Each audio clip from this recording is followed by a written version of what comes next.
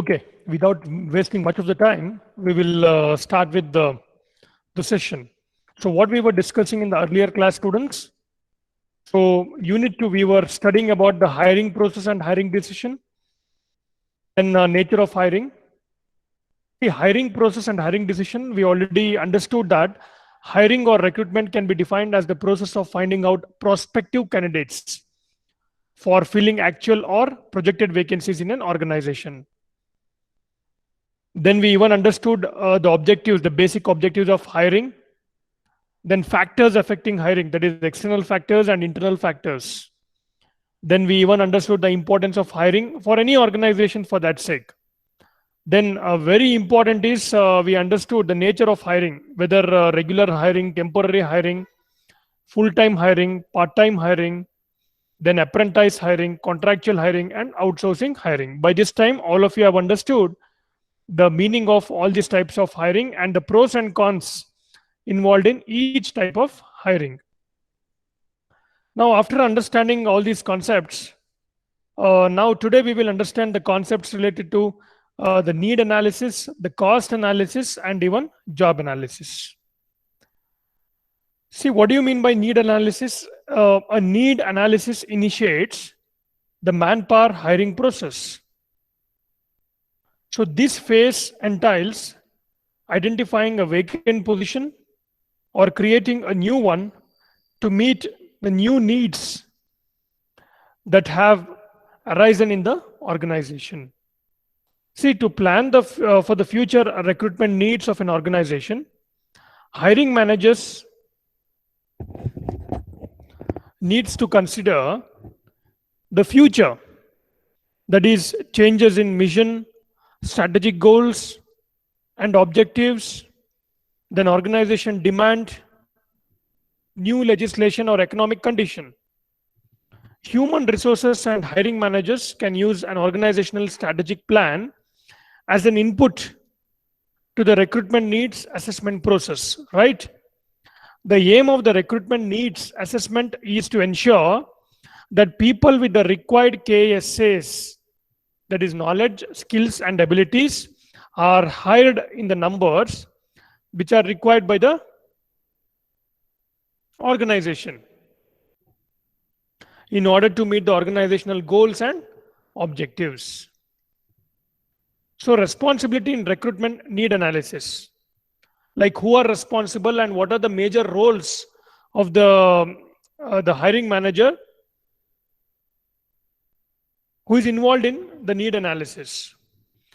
Please understand this, students. A hiring manager or officer of the company should always be responsible for determining the need and completing a need analysis for personal additions or replacements in an organization.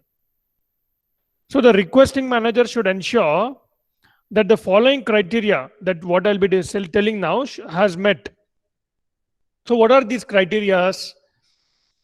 The productivity level of the department or company will not be compromised. So productivity can be determined using the industry ratios for sales or profit per employee. Then very important is, students, budget has been allocated and approved for the position. Then appropriate training materials, the physical assets. Now when I say physical assets, like the basic physical assets like systems, the telephone, etc. should be provided, and other resources will be available to ensure the new employee can start to be productive on his or her first day itself. Then a mentor, this is a mentor or a manager is available, and he or she has the time to train or to guide and lead the new employee without impacting any current projects or deadlines. Then productive projects or activities exist into the foreseeable future. So what we are discussing now, students, the responsibility in recruitment need analysis, right? So what are the responsibilities of the hiring manager who will be responsible for recruiting a new employee, and how he should ensure that the working environment should motivate the newly joined employees in an organization, right? So first is the productivity level of the department or company should not be compromised at any point of time. Please understand this. The productivity level should either remain constant, or the best thing is it has to be drastically increasing on when we actually plot it, okay, on a yearly basis or on a quarterly basis. The productivity level of any department for that should be at an increasing pace. Then appropriate training material should be given to all the newly recruited employees. That is very important. So proper budget planning should be done by the hiring managers, so that which best trainer should be taken to train all the newly recruited employees. Then a mentor or a manager is available, and he should be having the time, right? That is very important. So he should have the time to guide or to train the newly joined employees in an organization. And finally, productive projects or activities exist into foreseeable future. Now, after understanding the need analysis, now we'll understand the cost analysis. The job analysis first. See, when I said job analysis, after conducting the need analysis, the employer analyzes the jobs. See, job analysis is the foundation for all the hiring decisions. To identify the best person for the job, it is crucial to fully understand the nature of that particular job. Job analysis provides a way to develop this understanding by examining the task performed in a job, the competencies involved or required to perform the task, and the connection between the task and the competencies.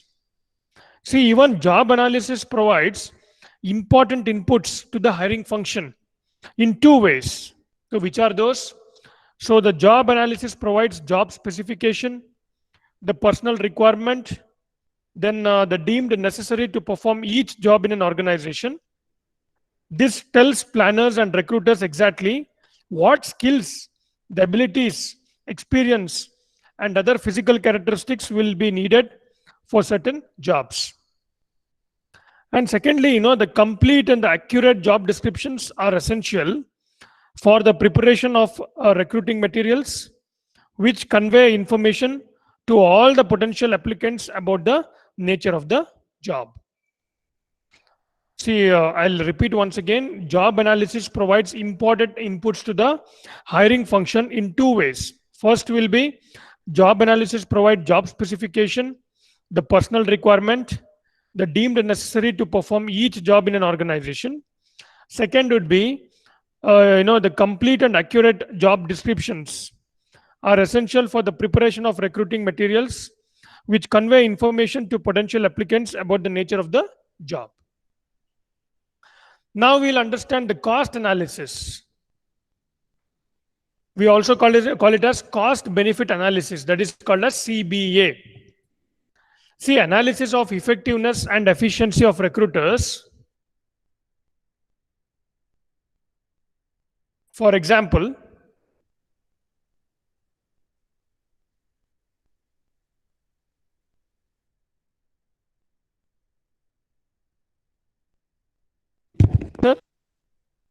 students, slides are visible to you? Yes, sir. Yes, sir. Okay.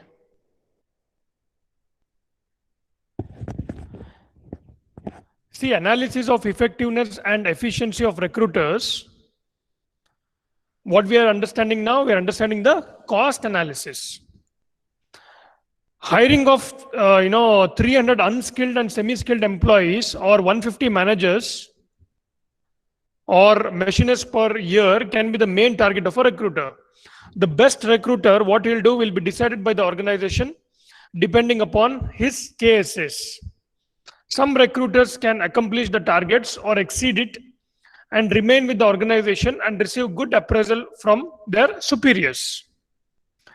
There can also be an analysis of the recruitment sources. For example, in case of campus recruitment process, In order to determine the cost of each hire at the college, the number of job acceptance will be divided by the number of campus interviews by the organization. See, the main advantage of doing campus recruitment is, please understand this, they get fresh blood in the organization, students. They get fresh ideas from youngsters. So that is a very important external hiring method. When we come to unit 3 and unit 4, then we'll understand what are the advantages, the pros and cons of hiring internally or going for external recruitment. See, always campus recruitment is an external source of recruitment wherein the HR managers or the technical head or the managers of the organization will be visiting the colleges and then recruiting the the final year students or the final semester students. See, by doing this, one thing is the institute, the organization will be getting the fresh blood or the fresh ideas, what you people will be generating in the organization. And as a youngster, so you will be having a lot of energy, a lot of stamina, so that they can, obviously, whatever work has been assigned to you, you will be highly motivated to perform the particular task. So what I mean to say is, in case of a college campus recruitment process, in order to determine the cost of each hire at each college, the number of job acceptances will be divided by the number of campus interviews by the organization. Then there are a number of elements which can be used for evaluating the methods of recruiting being employed by an organization. For example, the cost associated with each method will be divided by the benefits received by each of these methods and then the acceptance of offers. See, students, as a HR manager,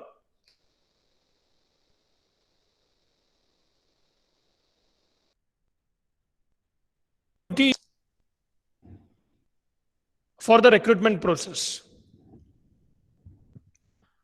So for that, you need to first plan whether internal hiring is better or external hiring is better, depending on the scenario and the cost involved in hiring. Then after that, what do you have to plan? Which method we need to go for, whether you need to go for campus recruitment or whether you need to outsource the entire recruitment process to the third party like Naukri, Monster, or any other consultancy. So what happens here is the company will be giving its complete requirement to the third party or an outsourced company. So on behalf of your organization,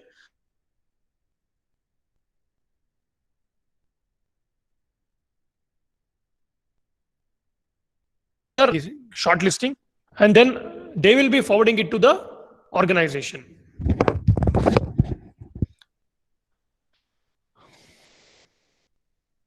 Then what we are understanding now, the cost analysis. That means before going for the recruitment process, the HR managers should even plan. So what is the cost involved in the process? The accuracy of the job information provided during the recruitment process can also be evaluated by the organization. Then cost associated with the recruitment process. Please see the slide over there, students. So what is the cost associated with the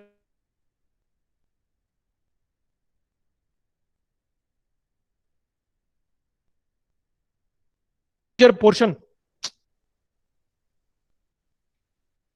Can have a major portion of entire HR budget and the total operating expenses, as thousands of new employees are hired by the large companies every year. Different types of costs related to the recruitment process are as follow. What I'll be discussing now is, see, cost of the first one, what you can see in the slide over there, cost of recruitment and replacement. So that is called as cost per hire. The various costs associated with costs of a recruitment are like, cost associated with the total time spent by the employees at different positions in the recruitment activities. Then cost incurred in the advertising. That is also very important, right? So how much cost you are spending on your total advertising over there, along with the agency fees. Then costs which are incurred in conducting the various screening tests, like preparation, administration, evaluation, etc. Then if you are planning for a campus recruitment drive, then what are the traveling cost for interviewees as well as interviewers? Then costs related to, say, for example, medical examination of the candidates.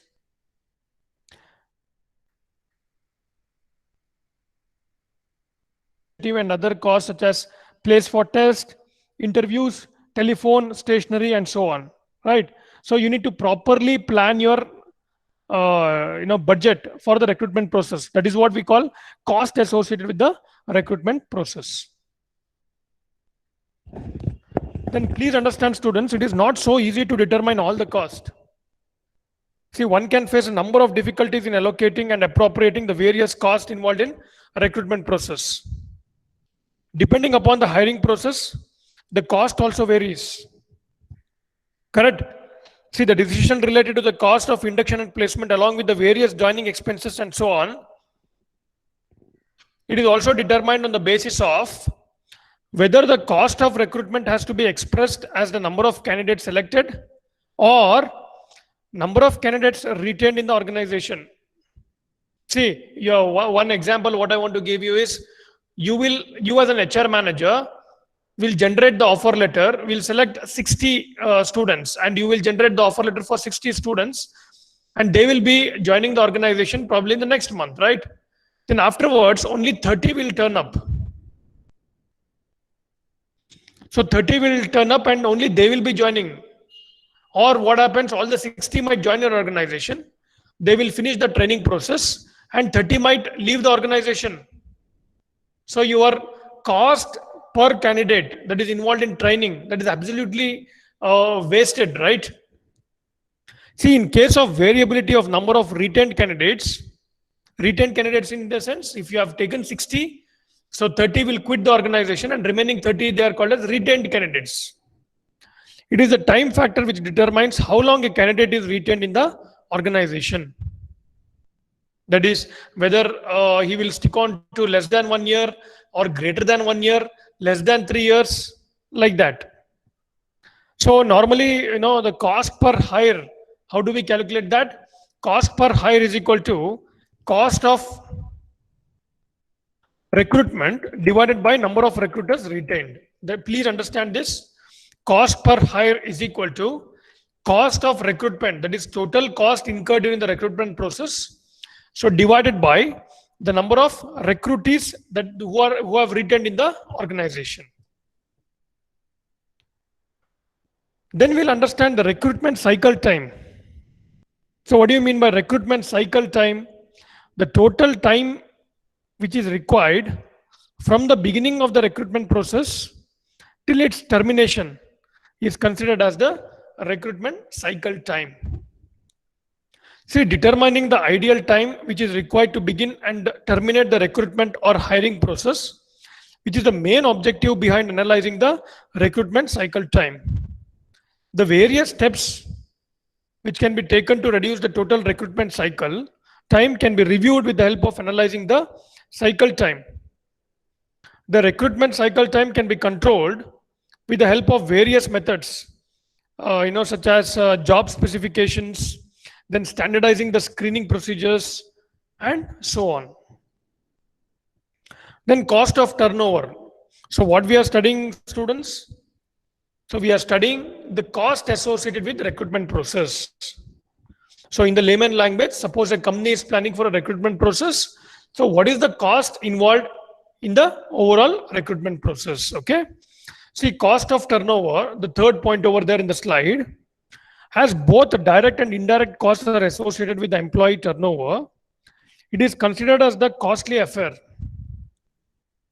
The various costs which are incurred in the recruitment, training of the employee, interruption cost, etc., are included in the direct cost, which are also regarded as replacement cost.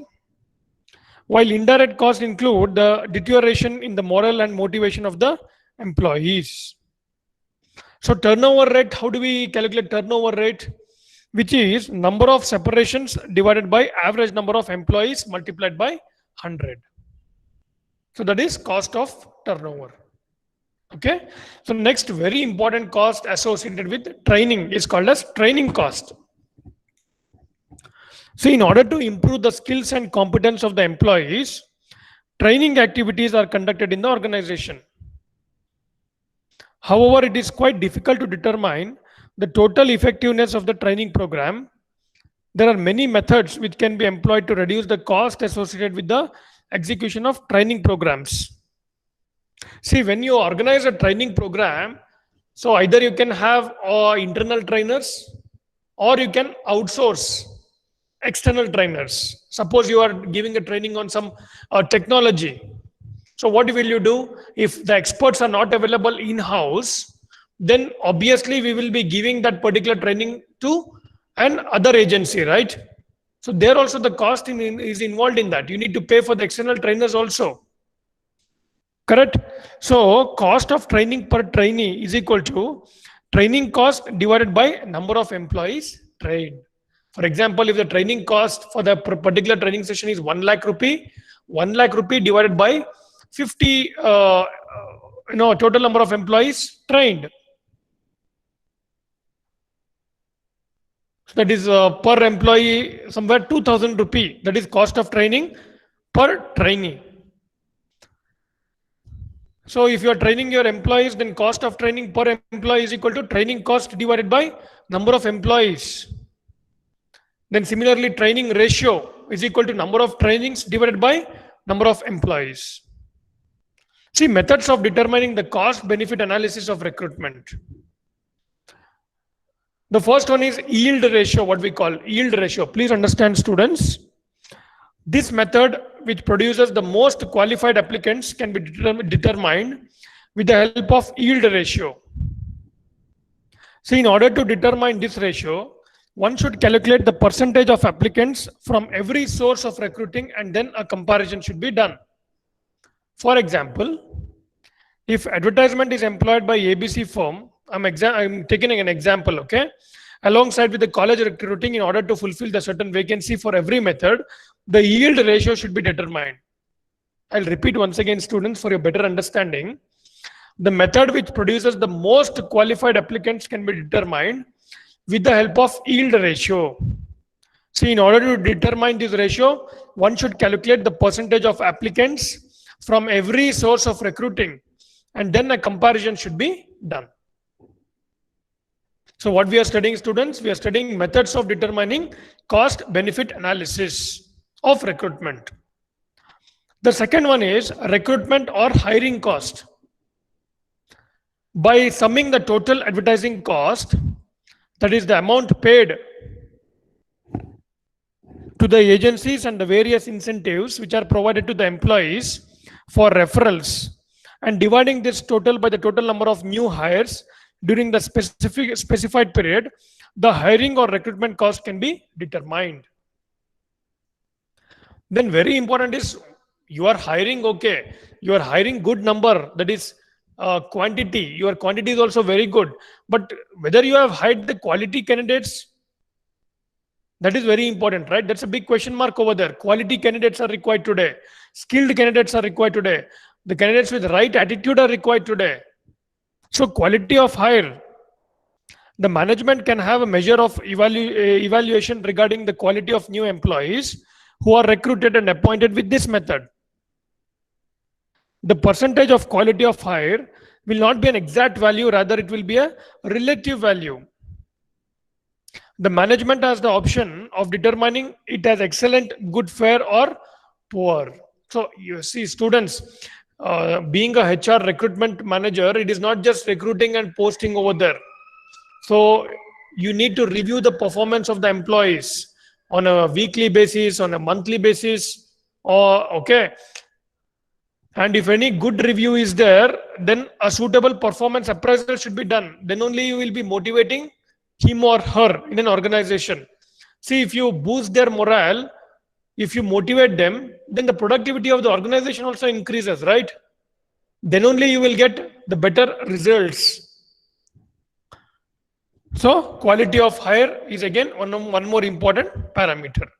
So what we have studied, students, today, So need analysis, we started from need analysis. So we understood the responsibility in recruitment need analysis. Then we even understood the job analysis. Then now we are studying the cost analysis also. So here we are studying the cost associated with the recruitment process. So first we studied the cost of recruitment and replacement, then the recruitment cycle time, then the cost of turnover, and finally the training cost. So after understanding the cost analysis or the cost associated with the recruitment process, now we will understand the meaning of the realistic job interview, also called as RJP, that is RJI or RJP. So realistic job preview, sometimes RJP, or it is also called as realistic job interview. Now, what do you understand by RJI or RJP? It is a recruiting tool used to communicate both the good and the bad aspects of a job. Essentially, the RJP, it is used to provide a prospective employee a realistic view of what the job entails. It is important for recruiters to provide realistic expectations about the particular job. When they do so, there is significantly lower turnover of new employees and the same number of people applies. And one more research have been done, they have even found out that more recruiters give general glowing descriptions of the company rather than a balanced or truthful presentation. See, even some research suggests that recruitment can be made more effective through the use of realistic job previews. So a realistic job preview provides the prospective employee with the pertinent information about the job without distortion or exaggeration. In traditional job previews, the job is presented as attractive, interesting, and stimulating. Some jobs are all of these things. However, most jobs have some unattractive features.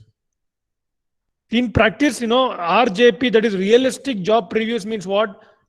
It can be used in a variety of ways. For example, some pharma company, like, for example, I'm telling you, Pfizer, have been known to encourage job candidates to accompany one of the firm's sales representatives to experience firsthand what the job is like. See, although typically reserved for the final 2 or the 3 candidates for the sales position, this provides candidates with a realistic picture of what a pharma sales representative does each day. So whether it's calling on doctors, or you can say restocking of samples, or completing company paperwork and digging for competitive information and the like. See, when a company visits campus for the recruitment drives, they do a pre-placement talk that is called as a presentation before to all the students, the final year students. So there they'll be explaining about the products of the organization, then what is the compensation they'll be providing to all of you. And then what exactly is the responsibility, or what is your job when you will be entering in the organization. So the realistic or the factual information should be provided to all the students who will be joining the organization as a fresher. So you should provide the realistic, that is the factual information to all the students. Otherwise, what happens? You will motivate the students during the pre-placement talk. You will exaggerate them. You will tell all rosy things to the students about your organization. But once they join your organization, so they will be having a picture regarding the culture of the organization, regarding the infrastructure of the organization, regarding the peer employees or the supervisors in an organization. So if their expectation do not meet with a realistic thing, then probably they might they'll not be satisfied. then there is more probability that they can quit the organization and join some other organization, right? So what is this RJP then? So realistic job interview, that is RJP. A realistic job preview is a recruiting tool used to communicate both the good and the bad aspects of a job. Clear, students? So again, just a quick thing. It provides important inputs to the hiring function. So before winding up today, let me do what are the functions of this realistic job preview. The incorporation of RJP into the recruitment and selection process is at odds with the traditional approach of emphasizing the positive aspects of the organization. So it has nevertheless been shown to result in employees who are better adjusted to the work environment when compared with those recruited without using this procedure. For example, students, if the employer has no choice apart from accepting the job offer, though they receive undesirable information about the job, the candidate should not feel the organization has not accomplished its side of the psychological contract. If the employer has conveyed accurate information about the position during the recruitment and selection process. See, in addition, providing recruiters with the realistic job interview or the preview, it helps them to be more likely to make valid selection decisions when they have a clear understanding of job expectations and the qualifications.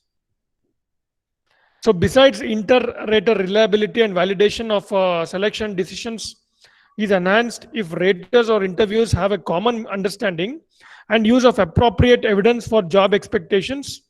Moreover, collecting a greater quantity of job relevant information will tend to reduce perceptual biases regarding candidate characteristics. See, by this time we should be in a position to understand between the traditional job that is preview as well as realistic job preview. See, traditionally what used to happen was they set initial job expectation too high traditionally. Whereas a realistic job preview is sets job expectation realistically, that is factually. Then in traditional job preview, what used to happen?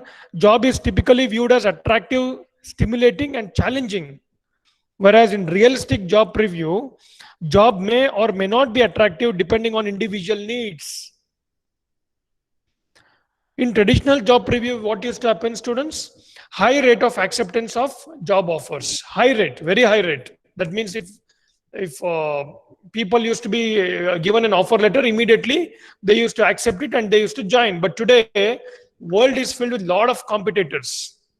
If you receive a offer letter from one company, then you will go for an interview with another company also just to check whether how much compensation they might offer to you.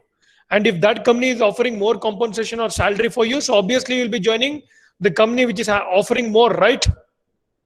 See, the days are gone when you will be having only one offer letter in your hand and you need to join that particular organization. Those days are gone. Now you can in the campus only. I'm telling you, students, if you perform really good in some of the organization, you will be having not less than 4 to 5 offer letters in your hand. So company will not decide you. Please understand this. Company will not decide whether to take or no. You will decide which company to join, right? So that day has come now. So you will decide which company to join. So what happens in case of realistic job preview? Some accept and some reject the job offer only directly. Then in case of traditional job preview, work experience disconfirms expectations. Whereas in case of realistic job preview, work experience confirms expectations. In case of traditional job preview, dissatisfaction and realization that job is not matched to needs.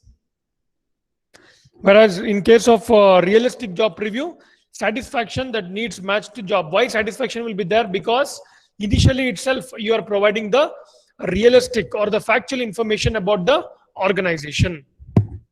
So there is nothing called as dissatisfaction. So in case of traditional job preview, what happens? Low job survival, dissatisfaction, frequent thoughts of quitting.